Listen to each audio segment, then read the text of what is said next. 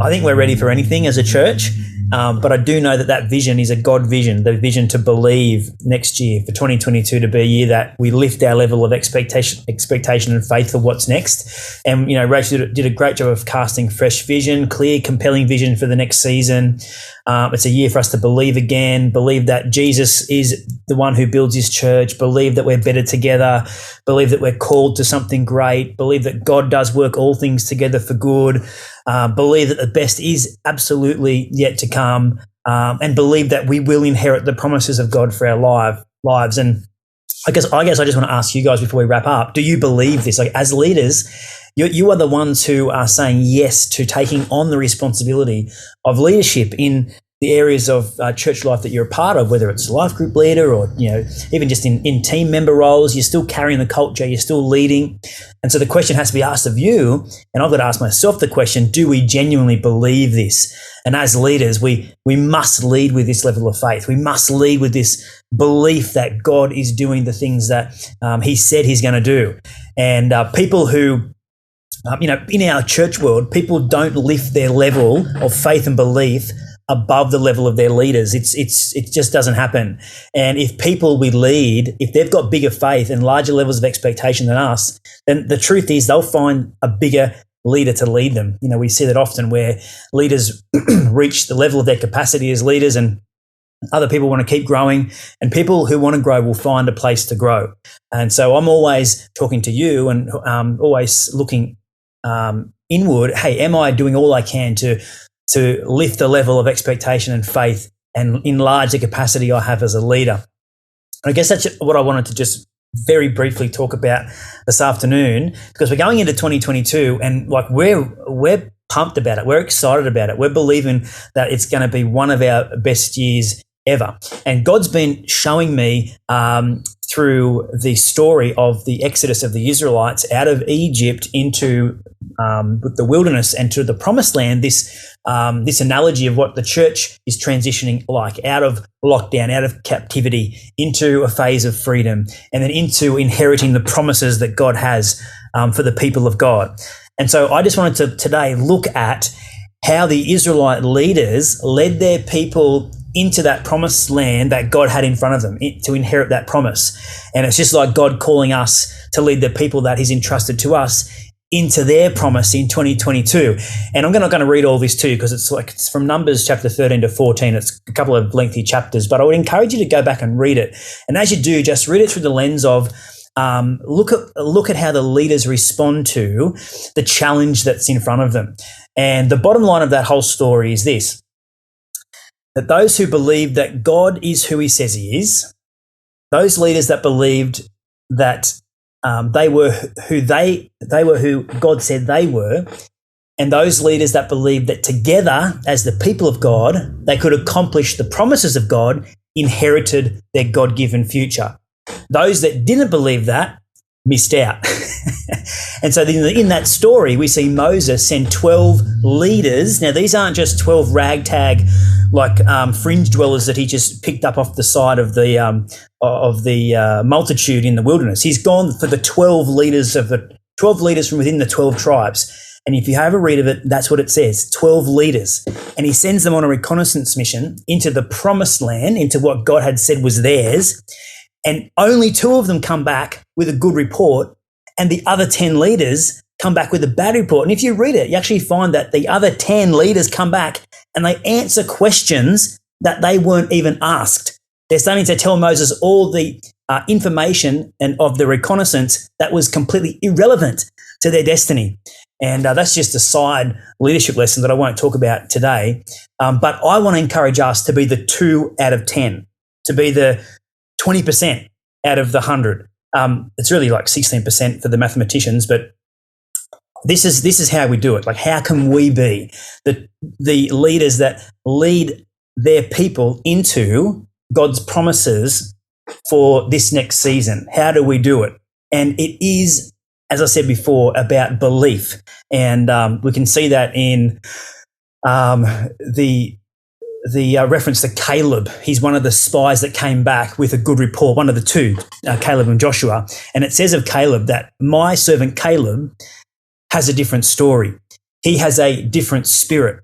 he follows me passionately, and I'll bring him into that land that he scouted out, and his children will inherit it.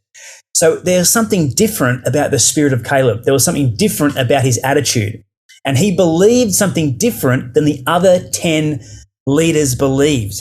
And so what we believe about God and what we believe about ourselves and what we believe about others is what makes all the difference. And with our theme being believe for 2022, I want us to have a look at these three areas and just really ask ourselves the question, are we believing the way that God wants us to believe? In Numbers 13, verse 1, it says, send men to scout out the country of Canaan that I'm giving to the people of Israel. So God's saying to Moses, send men to scout out the country of Canaan that I am giving to the people of Israel. And the first thing that we have to believe is we have to believe that God is who he says he is. What do you believe about your God? Do you believe that he is the God who has given you the promise? Because this is the challenge that the other 10 leaders couldn't get a hold of. As soon as they saw the promised land, as soon as they saw the inheritance, as soon as they saw what was going to be theirs, they immediately doubted that God had already given it to them. It's an absurdity, right? We learn what not to do through this story. And God has already promised the people that he would give them their destiny. And he's done that for you guys. And I want to remind you that if you've forgotten, that God has actually promised to give you your inheritance. God's promised to give you his perfect plan for your life, that your destiny is on the other side of your yes, the invitation to respond to what God's got for your life.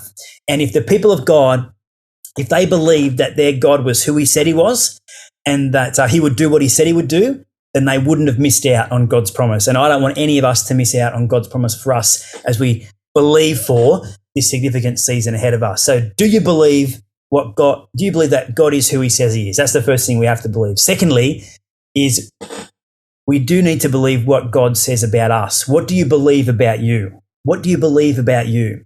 In Numbers 13, verse 30, it says in the Message paraphrase, it says, Caleb interrupted. And when they came back, the 10 leaders that came back, they just absolutely they just caused havoc in the camp. It was classic church split territory. It was classic, it was just classic, undermining leadership, answering questions people aren't asking, just causing absolute chaos among what was at the time a reunified camp. Anyway, that's another story, and only 2 of them. So Caleb interrupted because the people are carrying on. He said, hey guys, he called for silence before Moses and said, let's go up and take the land now. These next 4 words are the most important. We can do it. We can do it. We can do it. What do you believe about yourself? Do you believe that you can do the things that God has promised for you to accomplish? Do you believe it? Do you believe it? This is a question that you are going to have to answer, and not just once. You're going to have to answer it every day, because there's another voice, and it's probably 80% of the time coming at you saying that you can't do it. You can't do it. Well, that's got to go. That voice has to be arrested. That thought has to be arrested. You have to lock it up and get rid of it, throw away the key, because the word of God to you, about you, is that you can do it. And I want to encourage you guys as leaders that when you begin to plan your 2022, a year to believe, that you get in your spirit to believe again about who God says you are. And I want to really encourage you to get a hold of a couple of resources. I'm reading the book at the moment, Winning the War in Your Mind by Craig Groeschel. Read it. We've also, as a church, been through a number of times the resource from Life Church, which is the church that Craig Groeschel leads, called Words to Live By.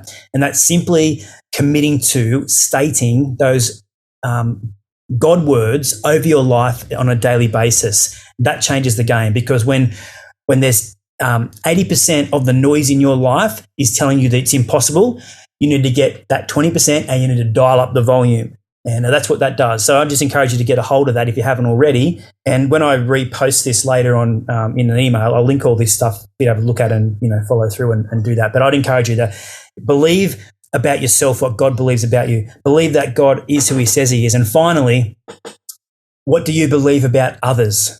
What do you believe about others? In Numbers chapter 14, verse 6 to 9, Joshua, it says, Joshua, son of Nun, and Caleb, the son of Jephunneh, members of the scouting party. They ripped their clothes and addressed the assembly. And they said, the land we walked through and scouted out is a very good land. Very good indeed. If God is pleased with us, he will lead us into that land, a land that flows, as they say, with milk and honey, and he will give it to us. He will give it to us. Just don't rebel against God, and don't be afraid of those people. Why, we'll have them for lunch. That's a great turn of phrase, isn't it?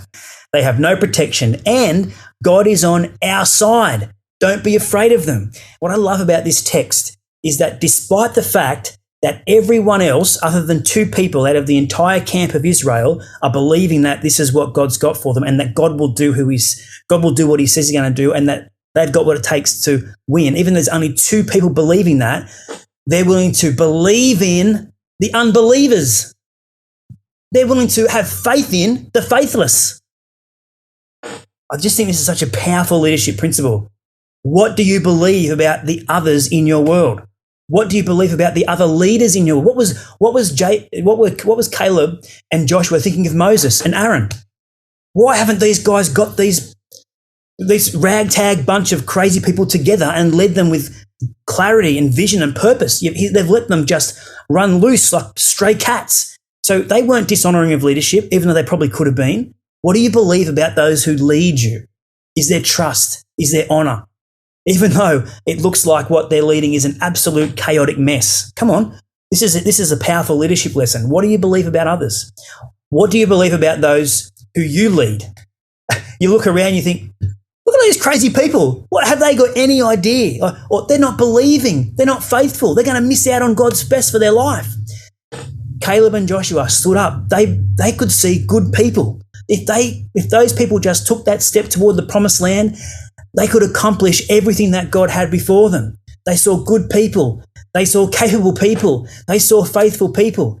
They were believing the best in those people that they were entrusted to lead. So come on, that's what we can be doing. We can be believing the best of the people that we're leading, even if they don't look like they're the faithful, faith-filled believers. We can believe they're good people. And what about finally those people who you are yet to lead, or those people you're trying to reach? And so, Joshua and Caleb could see the promised land, and they could see the people who were there, they would eventually overcome and overthrow. And they had a vision for their future as well. God's positioned you with those people in your promised land, and he's given you success with them. So I don't know what that looks like for you, whether it's in your business world, in your vocation, again, maybe in ministry and teams.